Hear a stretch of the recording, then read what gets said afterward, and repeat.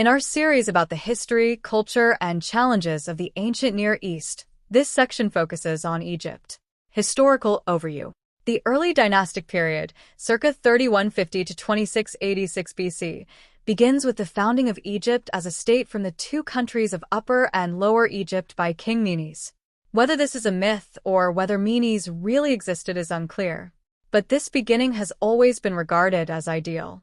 The king who ruled over both parts of Egypt bore the title, Beloved of the Two Ladies, and wore a combined crown symbolizing the union of both parts. The image shows both individual crowns and the unified crown. Kurt 2003:125-126. The Old Kingdom, 2686 to 2181 BC, was a period of great construction. The step pyramid of King Djoser from the Second Dynasty was the largest building to date, 61 m. The first true pyramids were built in Meidum, but the largest ones are those in Giza. Elaborate temple complexes were also built. Elaborate constructions were possible because power was concentrated in the hands of the royal family and high officials. This rise of centralization led to the emergence of a new powerful class, highly educated scribes and officials. The first intermediate period, 2181 to 2055 BC, was a time of political decay, violence, and famine.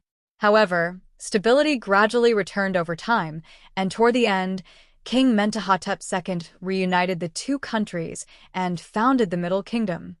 Middle Kingdom, 2134 to 1690 BC. This period was a time of military power, prosperity, and peace.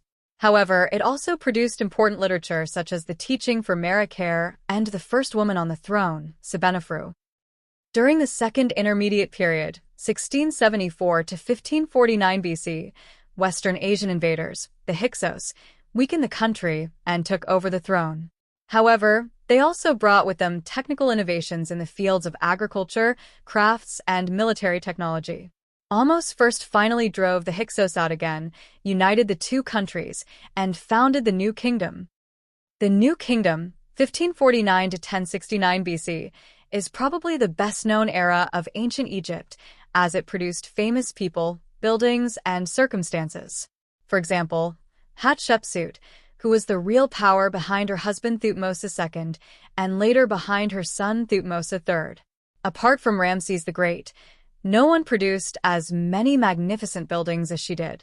However, her name was removed from all inscriptions. Either later pharaohs wanted to claim her beautiful buildings as their own, or Egypt must have been ashamed of her being a woman and removed her name. The reign of Akhenaten must also have been embarrassing. He banned all gods except the sun god Aten, whom he elevated to the position of the one true god, monotheism, and built the city of Akhetaten in his honor, which also became the capital. His son reversed all of this and removed all traces of this period.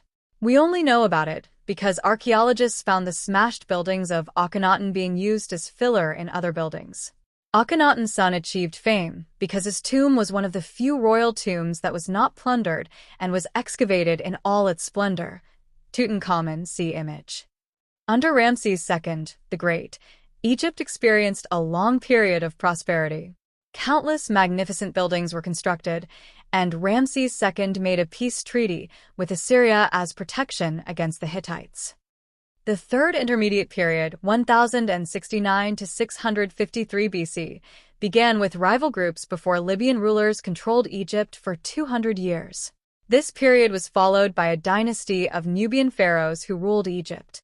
Although the 25th dynasty marked a period of renewed political strength for Egypt and saw the construction or restoration of numerous monuments, decline soon followed. Towards the end of this interim period, Assyria defeated Egypt. Late period, 653 to 332 BC. With Greek help, Egypt was able to drive out the Assyrians, but soon fell under Persian rule for about 200 years until Alexander the Great conquered Egypt in 332 BC. Daily life. To get an idea of what daily life was like in ancient Egypt, choose one of the sources displayed at the lesson page. The article Life in Ancient Egypt on ancient-egypt-online.com, or the video A Day in the Life of a Normal Person in Ancient Egypt on YouTube. An overview of religion. As we have seen in the section Sitzim Laban in Week 2, one important focus of Egyptian religion is the king as keeper of order and justice. The other focus is a complex system of beliefs and rituals centered on a vast pantheon of gods who governed every aspect of life and the natural world. Major deities included Ra, the sun god and symbol of creation, Osiris, ruler of the underworld and judge of the dead, and Isis, associated with healing and protection. The gods of the Egyptians cannot be compared to those of monotheistic religions.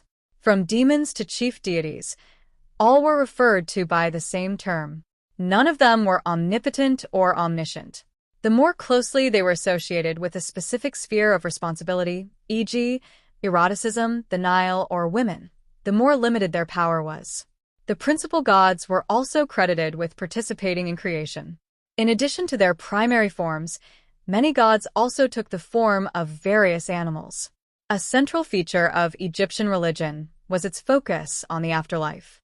Egyptians believed that the soul would undergo judgment after death, most famously depicted in the weighing of the heart ceremony, where the heart was compared against the feather of Ma'at. To ensure a successful journey, elaborate burial practices developed, including mummification, tomb construction, and the inclusion of grave goods. Sacred texts such as the Book of the Dead provided spells and guidance for navigating the afterlife. Overall, religion in ancient Egypt was deeply intertwined with daily life, politics, and the environment, shaping one of the most enduring spiritual traditions in human history. The image shows a procession of gods on the Nile River. If you'd like to learn more about the individual gods of Egypt or religious practices, you can find additional information at the following links. This is optional. The complete list of Egyptian gods at worldhistory.org. Festivals in ancient Egypt at worldhistory.org.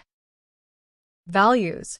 Together with the other areas of the ancient Near East, Egypt shares the position that it is the duty of the government to protect the vulnerable against oppression and exploitation by the strong. The key principle as guidance for this task is Ma'at, a concept of cosmic order, which had to be maintained in order to prevent Isfet, the concept of disorder. All Egyptian law is based on this eternal concept of Ma'at, and what it expects of all men is a life of consideration, mindfulness, and balance in accordance with Ma'at. Mark 2017a. Introduction. This strong concept of vertical solidarity, see image, united society, horizontal, in subordination to Ma'at, vertical, in order to prevent oppression. The high standards demanded by Ma'at are well reflected in proverbs about humble and mindful communication. Examples. Do not raise an outcry against one who attacks you, nor return him an answer yourself. Amenemep 66-67. Better is bread with a happy heart than wealth with vexation. Amenemep 160-161. Make use of no evil speech towards any who comes. A word, dropped on the day of thy gossiping, may turn thy house upside down. Ani 32. Speak not too much. Sharp are the knives against he who transgresses the road. He is without speedy advance, except when he faults. Kejemni 2. If you are angered by a misdeed, then lean toward the man only, on account of his rectitude. Pass over the old error, do not recall it, since he was silent to you on the first day. Tahotep 344-347. Unity of the people is also an important theme and narrative in ancient Egypt. At every ascension to the throne, the genesis of Egypt through the unification of its two parts is performed theatrically in remembrance. This unification is also reflected by the unified crown of Upper and Lower Egypt, see image in historical overview. Examples of conflicts and how they were resolved. To maintain order, punishments were painful and were executed directly.